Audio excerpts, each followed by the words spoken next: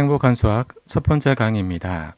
본 자료는 중학생, 고등학생들이 수학을 이해하는 데 도움이 되는 기본적인 개념들을 설명하고자 만들어졌습니다.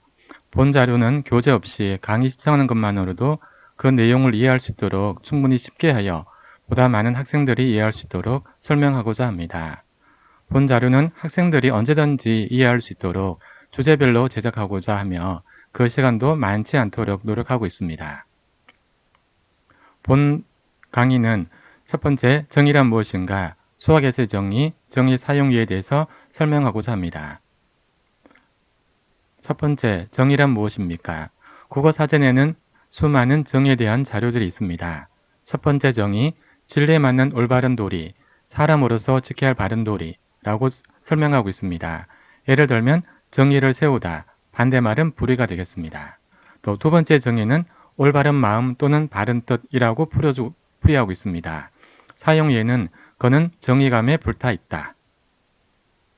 세 번째, 군인이 출정, 싸움터에 나가는 것을 출정이라고 합니다. 싸움터에 나갈 때 입는 옷을 정의라고 합니다. 다른 말로는 군복이라고 합니다. 네 번째, 사귀어 두터워진 정이란 느끼어 일어나는 마음의 작용을 의미합니다. 사용 예를 보면 그간의 정의로 봐서도 그는 그렇게 행동할 수 없다. 그럴 수는 없다.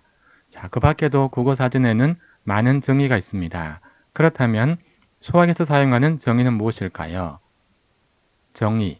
어떤 개념의 내용이나 용어의 뜻을 다른 것과 구별할 수 있도록 명확히 한정하는 일 또는 그 개념이나 뜻을 말합니다.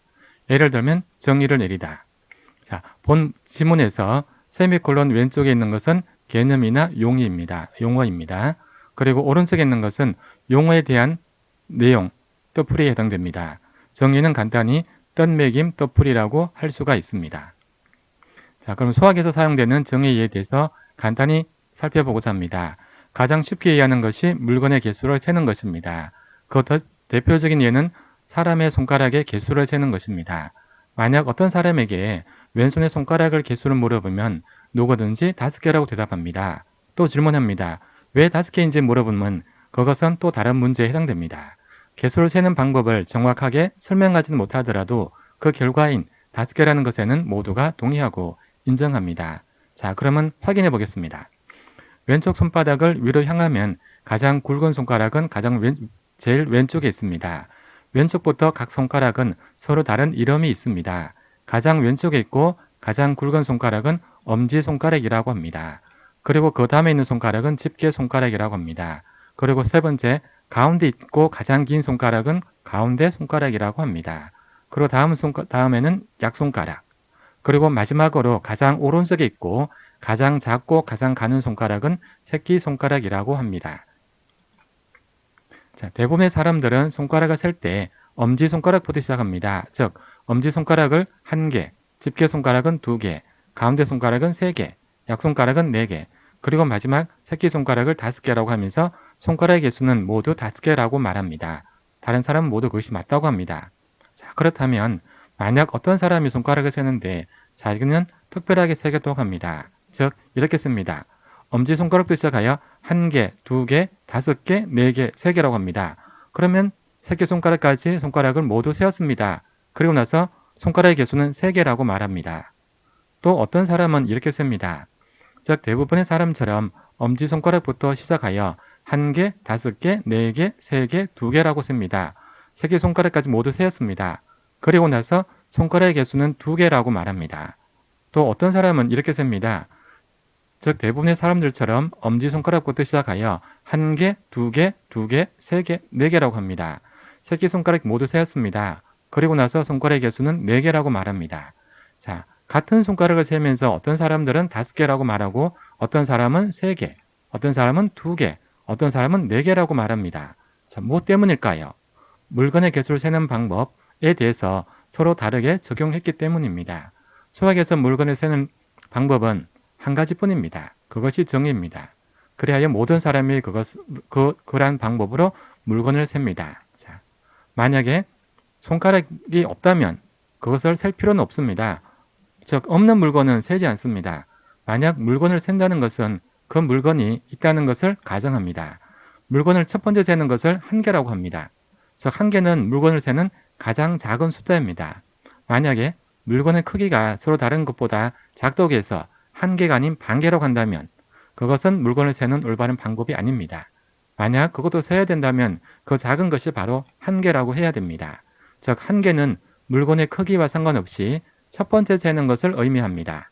손가락을 쓸 때 엄지손가락을 먼저 세든 새끼손가락을 먼저 세든지 가장 먼저 세는 손가락의 개수는 한 개입니다. 그 다음에 세는 손가락은 두 개입니다. 한 개와 두 개 사이는 아무것도 없습니다. 한 개 반과 같은 것은 있을 수 없습니다. 손가락을 쓸 때에는 반개라는 것이 없기 때문입니다. 한 개를 세고 손가락이 남아있다면 그것은 반드시 두 개이어야 합니다. 즉, 두 개는 한 개에 또 한 개가 있다는 것과 같습니다. 그리고 나서 손가락이 남아있다면 다음에 세는 손가락은 반드시 세 개입니다.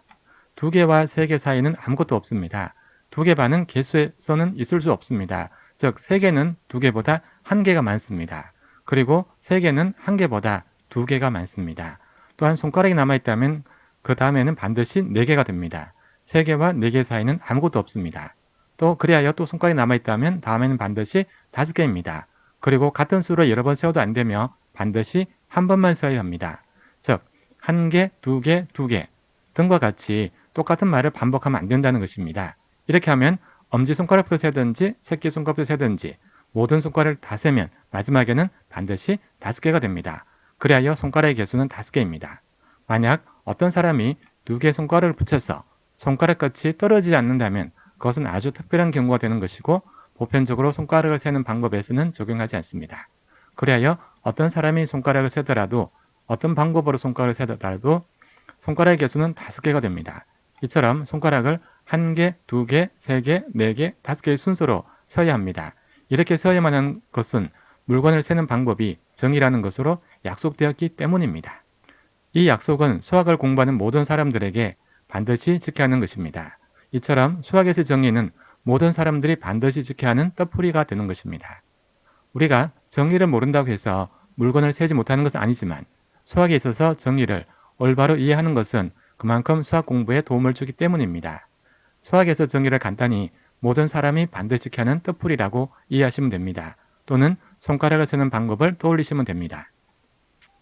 자, 오늘 강의에 대해서 앞으로 할 수학 공부에 대해서 궁금한 점은 본인의 카페나 블로그에 글을 남겨주시면 아는 만큼 답변해 드리겠습니다. 제가 직장인이 되어서 평일에는 어렵고 주말 또는 공휴일에 게시될 예정입니다. 오늘은 제가 휴가를 내어서 쉬는 날입니다. 자, 카페 검색어는 테텔레스타의 김민건, 성경 읽기 김민건, 행복한 수학 김민건, 카페 주소는 이렇게 됩니다. 본 자료가 학생들이, 특히 중학생, 고등학생들이 수학을 이해하는 데 도움이 되기를 바랍니다. 오늘 하루도 행복 가득히 보내십시오. 시청하신 모든 분들께 감사드립니다.